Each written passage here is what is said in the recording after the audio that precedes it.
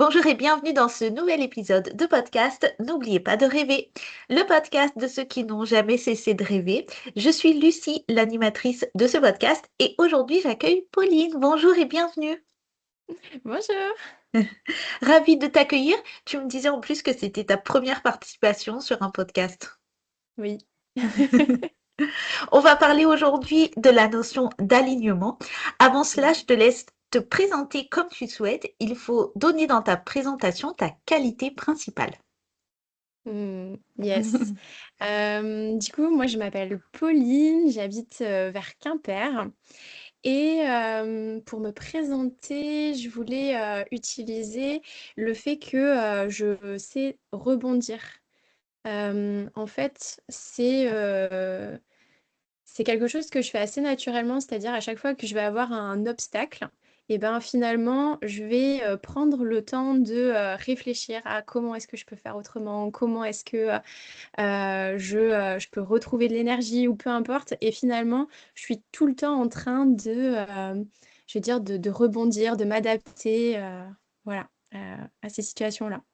Ok. Et est-ce que tu peux nous en dire un petit peu plus sur toi? Qu'est-ce que tu aimes dans la vie? C'est quoi Oui, tes passions? oui. Du coup, moi, je suis plutôt multipassionnée, donc j'ai plein de passions. Ok. Je suis passionnée par l'entrepreneuriat, tout ce qui est stratégie, marketing, organisation, pilotage, etc. Ça, c'est des sujets qui me passionnent.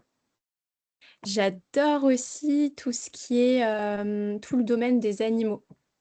Donc rien à voir, mais tout le comportement, en fait, l'étude du comportement des animaux, la musique aussi, la danse. Voilà, donc après, c'est assez diversifié.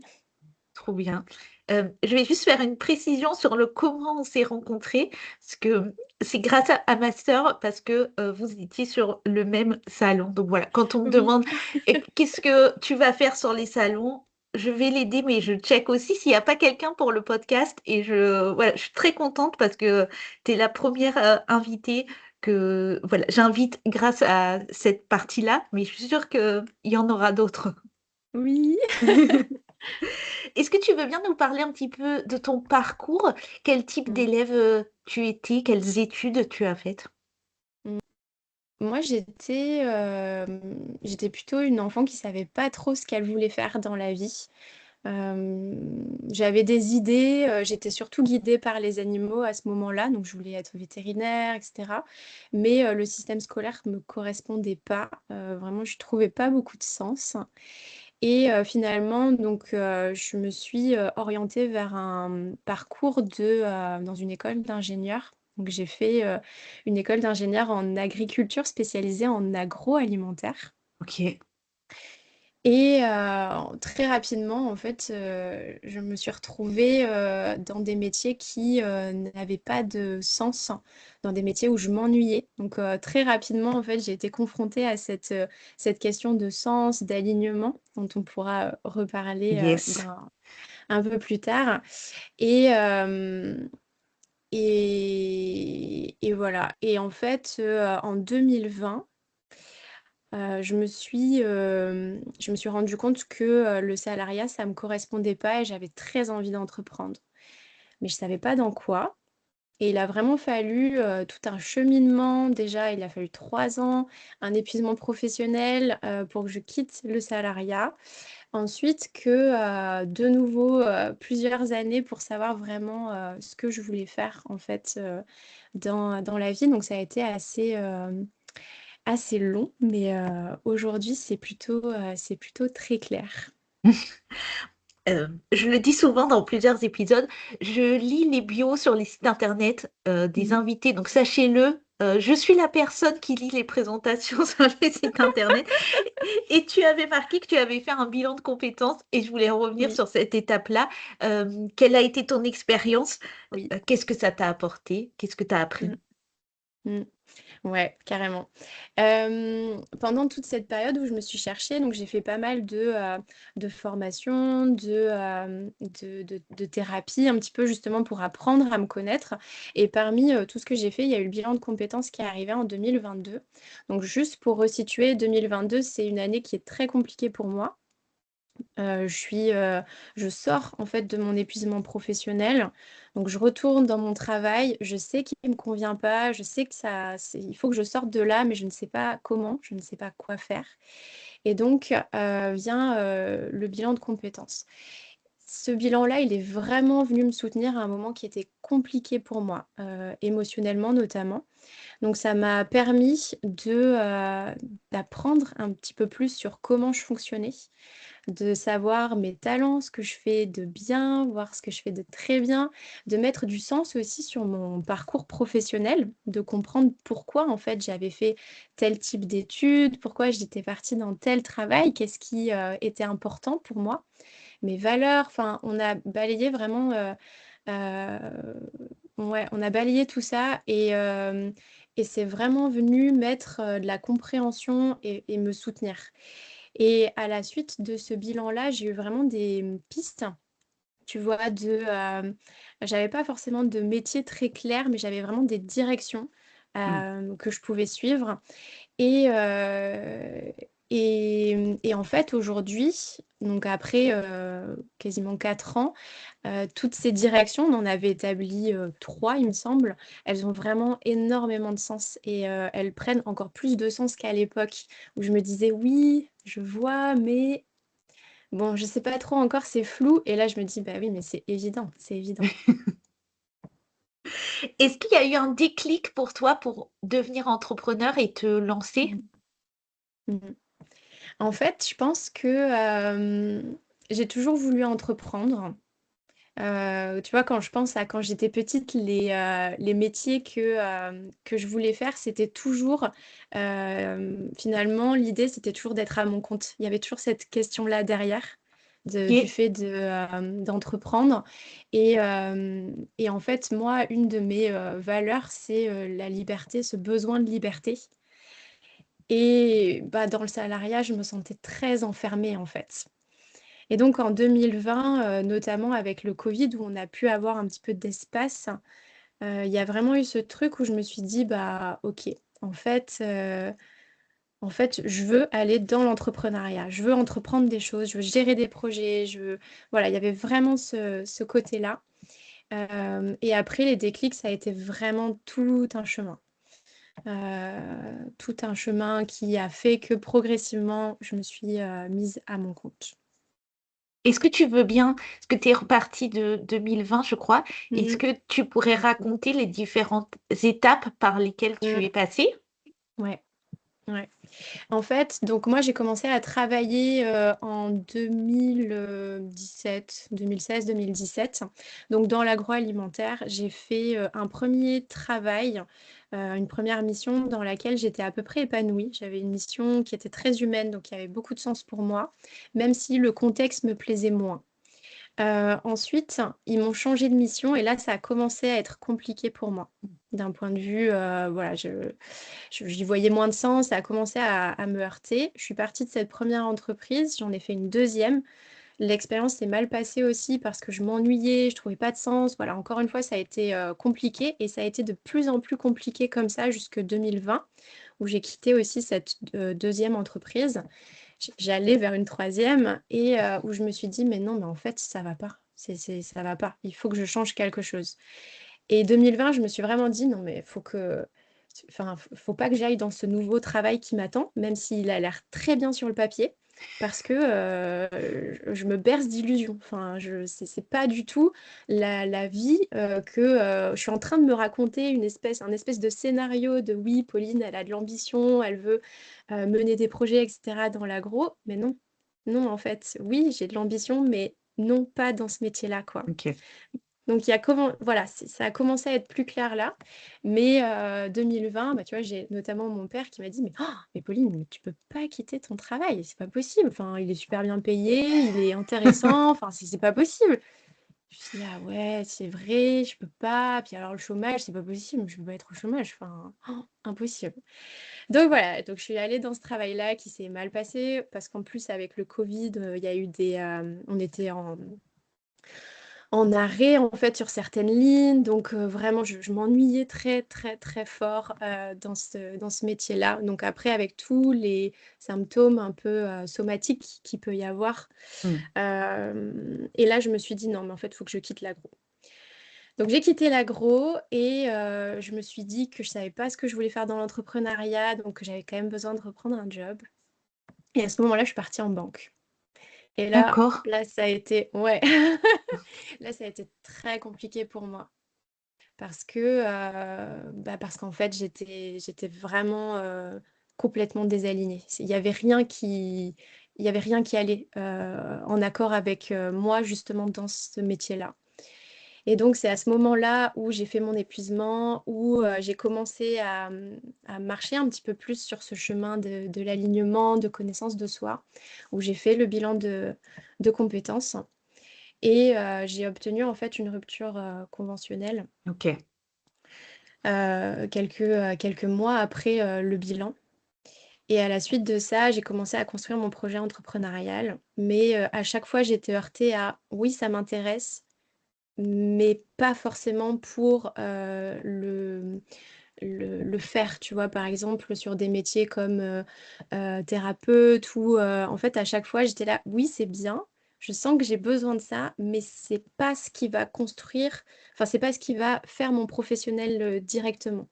OK. Donc il y a eu vraiment, tout un espèce de chemin à chaque fois où j'ai été aussi guidée par, en fait, ça me plaît, j'y vais et je verrai après.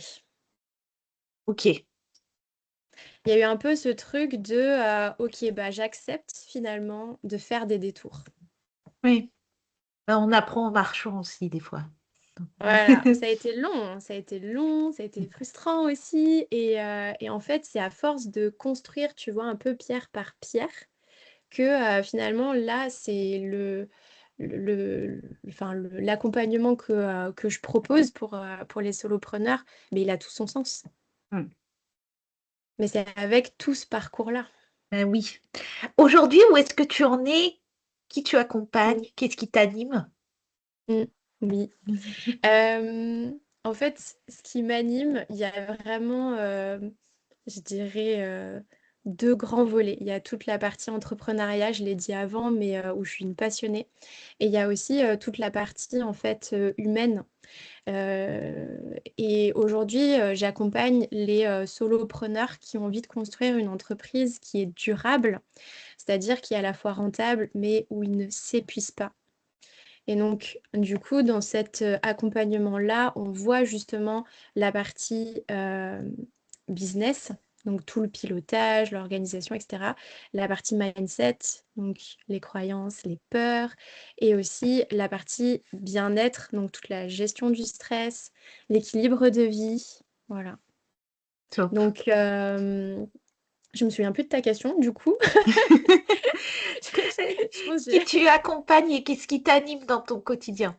oui, voilà et ce qui vient m'animer, c'est vraiment de pouvoir, prendre de la hauteur et d'accompagner sur un spectre assez large, mais Mmh. toujours au service de la personne.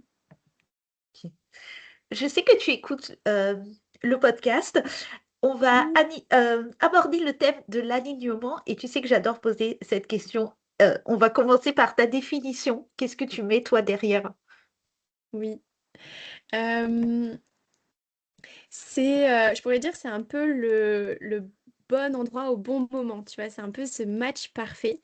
Il y a, une espèce de légèreté, de, fluidité qui se passe et en fait, c'est la synchronisation entre mes besoins, mes valeurs, mes aspirations profondes et ce que je suis en train de vivre.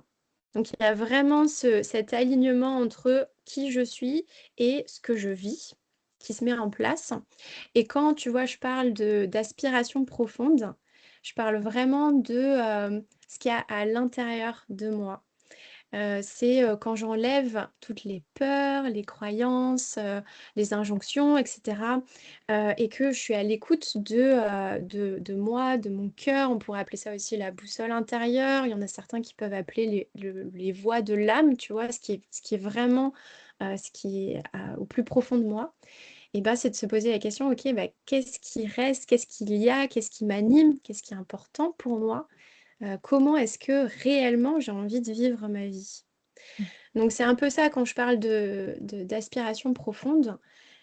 Et en fait, quand je suis dans une vie qui est alignée, pour moi, il y a vraiment cette notion de fluidité qui vient s'installer, presque de tranquillité, d'énergie. Ouais. Mais ça part vraiment de soi. Hmm. Ça part vraiment de soi. C'est vrai qu'on entend un peu tout sur cette notion, mais je trouve que c'est important de la Mm, définir. Moi, mm. tu vois, je dis souvent aussi, certains n'aiment pas le mot alignement, mais je leur dis, mais remplacer Oui, par cohérence, et ça me oui, donne une autre vision. Est-ce que c'est exactement. cohérent? Euh, Mm. je voulais aussi savoir, toi, est-ce que tu as une idée reçue sur cette notion d'alignement que tu aimerais déconstruire, comme on entend de tout sur cette notion?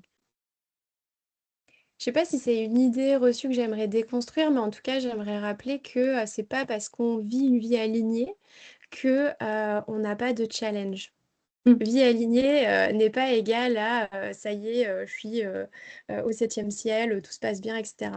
Donc, je vois vraiment l'alignement comme aussi un petit peu, tu sais, l'équilibre. C'est-à-dire qu'il n'y a pas d'équilibre sans déséquilibre. Et finalement, c'est une espèce de cercle qui vient s'installer où ben, à chaque fois que je suis en déséquilibre, je vais essayer de venir me rééquilibrer. Et je trouve que c'est un peu pareil avec l'alignement, où à chaque fois que je vais être en désalignement, où il y a quelque chose qui va pas être cohérent, qui va pas me satisfaire, Hmm. et ben, je vais venir essayer voilà, de repencher la balance de l'autre côté. Et aussi de se dire que c'est un chemin en fait. C'est pas Hmm. un objectif à atteindre, c'est vraiment un chemin. Hmm. C'est pas une notion qui est figée pour toi. Non, c'est pas figé du tout. Et même, c'est-à-dire que on peut partir. Moi, je suis partie d'un point dans mon histoire de vie où j'étais très, très, très, très déconnectée de moi, donc très désalignée. Je faisais des choix qui n'étaient pas du tout en adéquation avec moi. Et en fait, au fur et à mesure, j'ai marché sur ce chemin-là, où je suis venue réajuster progressivement. On en parlera, mais aussi en mettant beaucoup de connaissances, de conscience.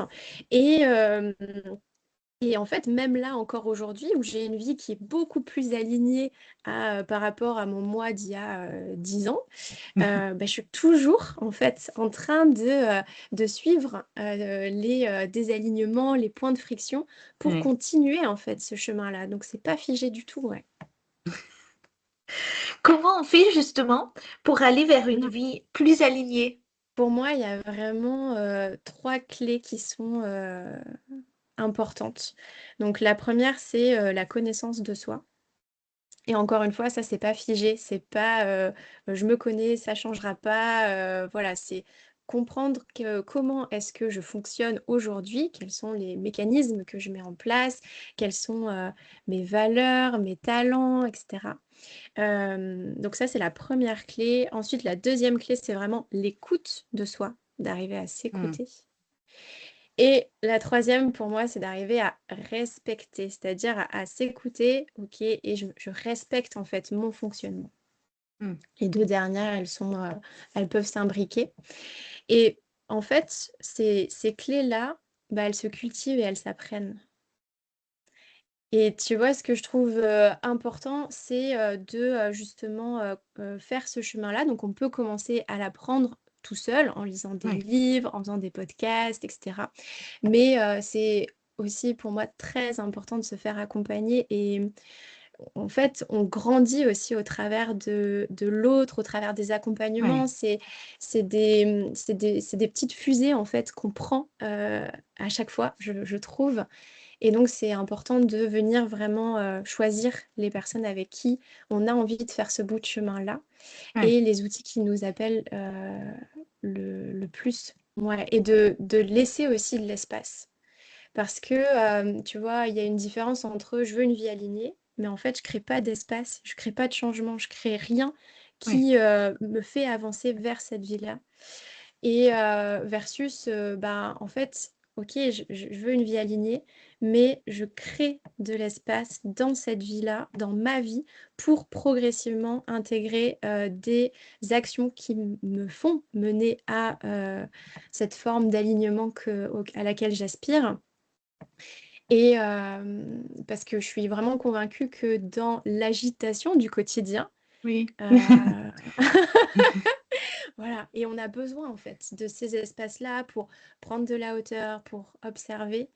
Et ça ne veut pas forcément dire 1 heure, 2 heures, 3 heures par jour. Enfin, peu importe, ça peut être vraiment 5 minutes par-ci, par-là. Mm, tu parlais justement de connaissance de soi. C'est passé Mm. par quoi pour toi? Est-ce qu'il y a des outils en particulier qui t'ont marqué? Ouais. Moi, j'ai utilisé plein d'outils et j'ai trouvé qu'à chaque fois, à chaque fois, ils m'ont appris quelque chose. Donc, le bilan de compétences, pour moi, ça a été vraiment un point clé. Je me suis formée aussi récemment à l'ikigai, qui Ok. peut être amené aussi dans le bilan de compétences. Mm. J'ai trouvé que c'était très intéressant. Et après, pour moi, il y avait toutes les approches un peu de psychothérapie. Donc, après, que ce soit de la kinésiologie, de la psychologie, de la Gestalt, j'ai envie de dire c'est assez libre. Mais aujourd'hui, on a cette chance d'avoir vraiment accès à plein d'outils. Ça peut être Mm. aussi le yoga, le mouvement, enfin vraiment, il y a plein de choses qui existent, que ce soit en individuel, en collectif, et on n'a pas d'excuses entre guillemets à l'heure d'aujourd'hui pour pouvoir se lancer en fait dans ce chemin-là, ouais. Si ce n'est que effectivement c'est un chemin qui peut demander du courage. Mm. Oui. Mais voilà, comme tu disais, pas d'excuse pour pas trouver quelque chose qui nous plaît et qui nous ressemble. Exactement, ouais. Ouais, il existe tellement de choses. Mm. Je voulais faire un petit focus sur alignement et vie pro. Comme je Oui. fais du bilan de compétences, c'est important pour moi ce côté vie pro. Oui. Qu'est-ce que tu dirais, toi, en quoi c'est important cette notion d'alignement et de vie professionnelle? Et surtout, c'est quoi les risques si on est désaligné? Ouais. Ouais. Moi, je te rejoins. Pour moi, alignement et vie professionnelle, c'est capital. On passe énormément de temps dans notre vie professionnelle, que ce soit au travers de notre journée, de notre semaine, voire de notre année. Enfin, donc, c'est vraiment euh, important d'être aligné pour éviter, en fait, ces déséquilibres qui viennent affaiblir notre énergie vitale. Je donnais un peu l'exemple de l'alignement comme l'équilibre, le déséquilibre. Mais tu vois, là, l'image que j'ai envie de donner, c'est plutôt un compte en banque. Un compte en banque de l'alignement, c'est plus Ok. simple en termes d'image. Mais en fait, à chaque fois que je vais avoir une situation qui me crée de l'insatisfaction, un point de désalignement, une friction, en fait, cette situation-là, elle peut être compensée par d'autres situations qui, elles, au contraire, sont hyper alignées. Donc finalement, dans mon compte, je peux avoir des situations qui viennent faire augmenter le palier, en fait, Oui. sur ce compte de l'alignement, et des situations qui viennent un peu, tu vois, le faire diminuer. Et donc, du coup, des fois, j'arrive à une sorte d'équilibre. Ça me convient. Donc ça, c'est les situations d'ailleurs, elles peuvent être compensées, enfin le pro peut compenser le perso et le perso peut compenser le pro, hein. Là, on fait un focus, mais c'est vraiment au global. Oui. Et parfois, en fait, j'ai pas suffisamment de situations qui viennent m'apporter de l'alignement et du coup, progressivement, finalement, mon compte, il diminue, il diminue, il diminue, il diminue. Et en fait, c'est là où je commence à être fatiguée, voire épuisée. Je peux avoir des états dépressifs, des symptômes somatiques, de l'irritabilité. Bref, je pourrais vraiment dire que, euh, en fait, plus ce compte en banque se diminue, plus j'affaiblis mon énergie vitale. Et ça, en fait, ça a des conséquences qui sont quand même importantes sur le physique et le psychique. Mm. Euh, Ouais, et tu vois, ça concerne tout le monde. Ça concerne autant les salariés. qui se posent Oui. des questions que les indépendants. Ouais. Et dans la question de l'indépendant, je trouve que c'est encore plus présent parce que tout part de lui. Oui. Et on sait que quand on entreprend, euh, en fait, notre entreprise, elle repose sur notre énergie vitale. Ouais. Donc, c'est vraiment capital d'avoir en fait cet alignement-là pour pas s'épuiser, quoi. Mm. En quoi c'était important pour toi de venir aborder ce thème? Hmm. Ah. Oui, les C'est questions sont important. dures. Oui, les questions sont dures. Euh, ouais, je trouve que c'est important parce qu'aujourd'hui, on a vite fait de s'éloigner de soi, de s'éloigner de qui on est, et d'être dans un espèce d'engrenage en fait. Et du coup, de plus en plus, enfin, plus on s'éloigne de soi, plus on subit sa vie. Et pour moi, c'est pas acceptable enfin, la vie, c'est pas ça. La vie, c'est, même s'il y a des épreuves, des challenges, la vie, c'est de vivre, en fait, de vivre ce qui nous correspond à nous, en adéquation avec nos valeurs, nos besoins. Et en fait, c'est comme ça aussi que, on peut trouver du sens, trouver notre contribution et notre énergie vitale. Et voilà, donc pour moi, c'est capital parce que c'est un point de départ central pour après, justement, être bien dans sa vie. Mm. Tu évoquais tout à l'heure la Pauline d'il y a 10 ans qui faisait des Oui. choix désalignés. Est-ce que tu aurais un exemple à partager lié voilà, à il y a 10 ans et un exemple aujourd'hui de ce qui est aligné et des choix que tu peux faire? Ouais, ouais. Oui, il y a 10 ans, à peu près. Attends, je réfléchis, j'ai quel âge? Ouais, il y a 10 ans. euh, je suis. Il y a deux choix, tu vois, deux exemples qui me viennent en tête. Le premier exemple, c'est j'ai choisi, enfin, ma première entreprise, ma première opportunité professionnelle, c'était de travailler dans un abattoir. Et pour les personnes qui me connaissent, elles savent à quel point le bien-être animal est important pour moi. Mm. Donc ça a été un premier choix que j'ai fait. Je peux pas dire que je le regrette aujourd'hui parce que ça m'a apporté énormément de Ouais. choses, mais dans cette expérience-là, ça venait alourdir. En fait, voilà, à chaque fois, je me disais, bah oui, mais tu travailles quand même dans un abattoir, enfin voilà, des fois, je faisais visiter l'abattoir, etc. Et du coup, à chaque fois, ça venait me heurter. Ouais. C'était compensé à l'époque parce que j'avais un projet qui était très humain et du coup, ça avait beaucoup de sens pour moi. Mais voilà.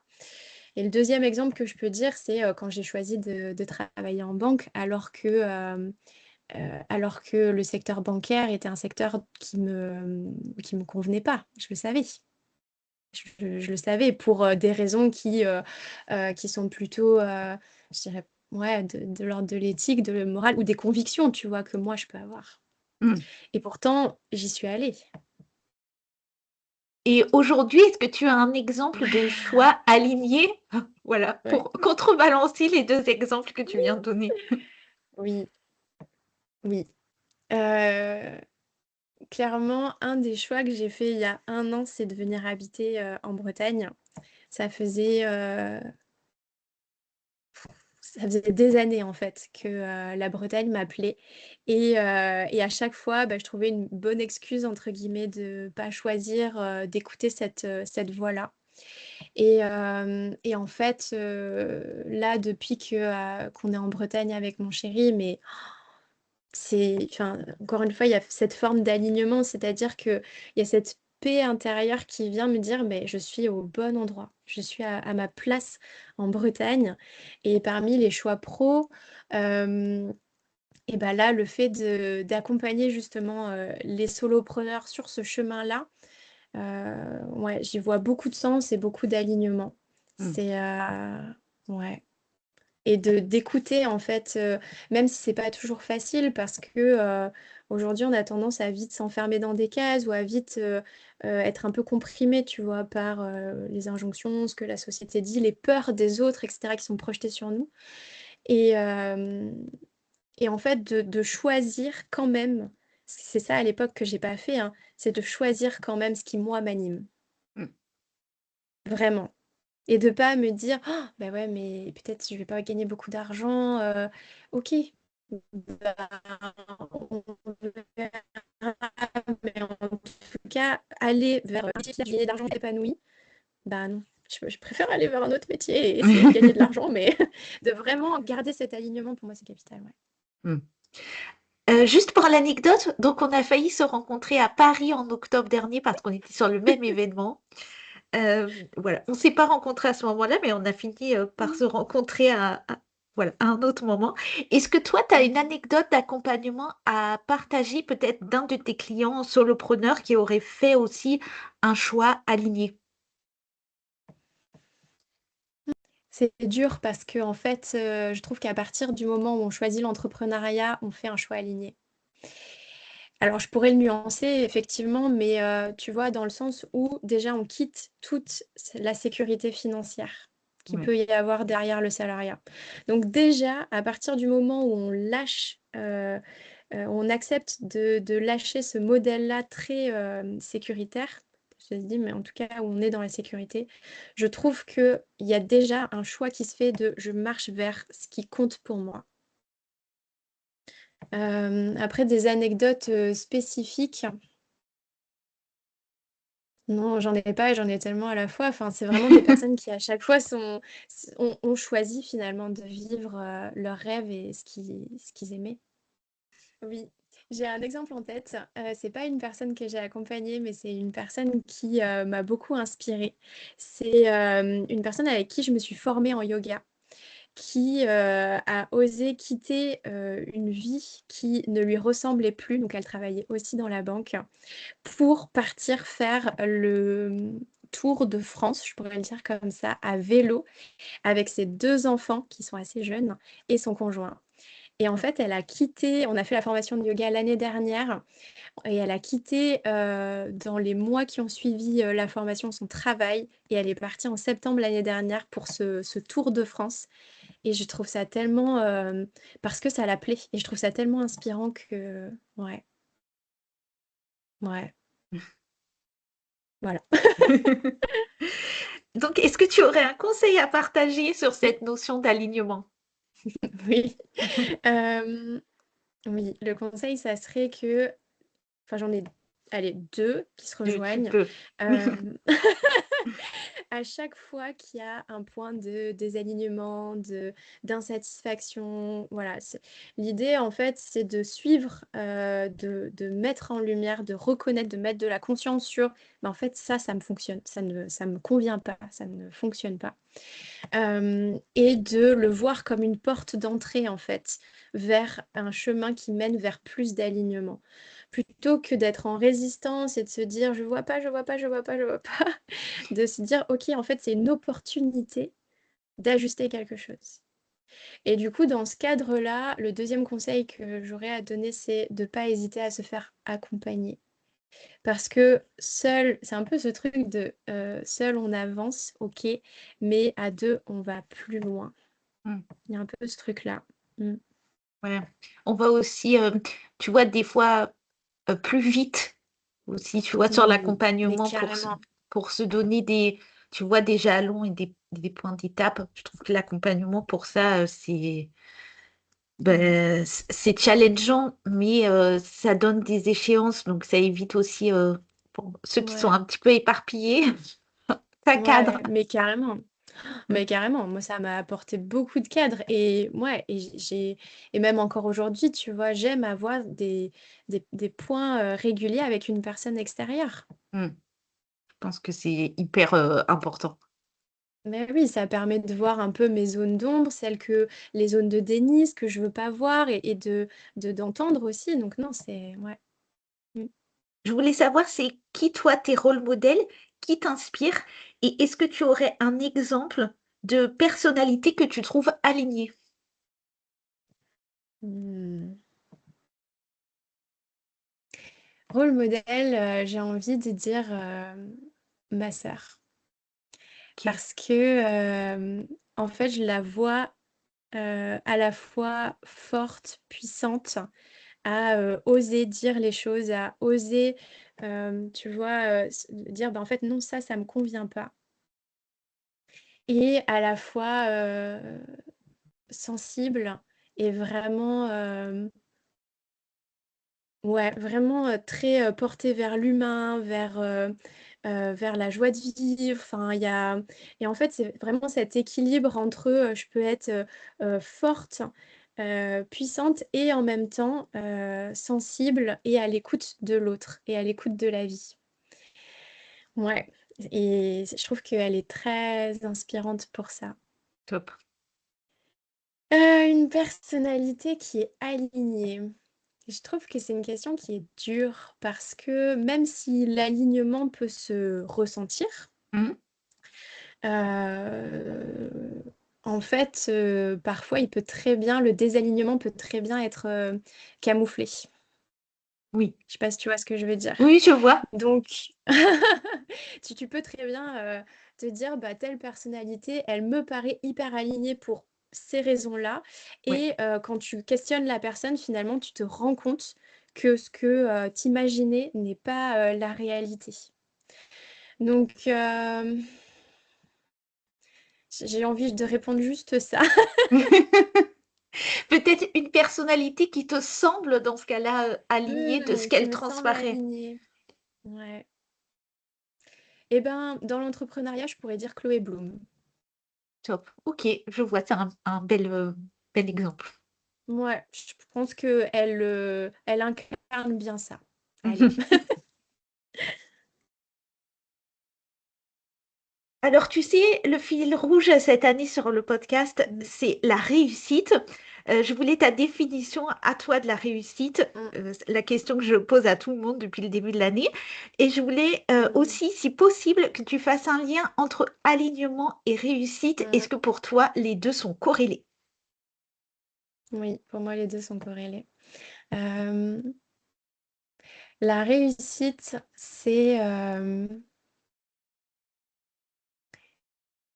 ouais, je pourrais presque faire un gros raccourci et dire que la réussite, c'est de commencer à être bien.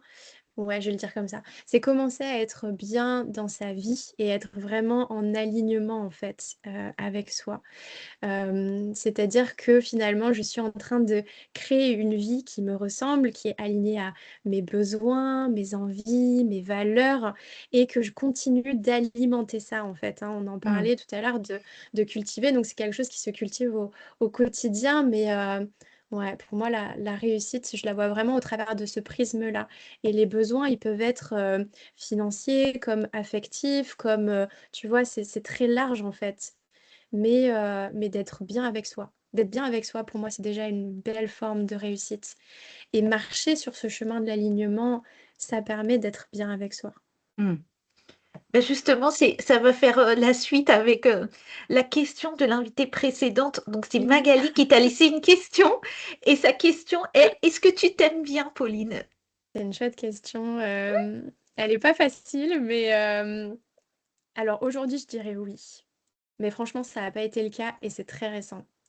Donc, tu vois, la Pauline d'il y a 10 ans, non, je t'aurais dit que ouais, d'une certaine manière, je me détestais parce que je savais pas trop qui j'étais, ce que je voulais, je faisais des choix qui n'étaient pas en adéquation, enfin, ouais, c'était compliqué.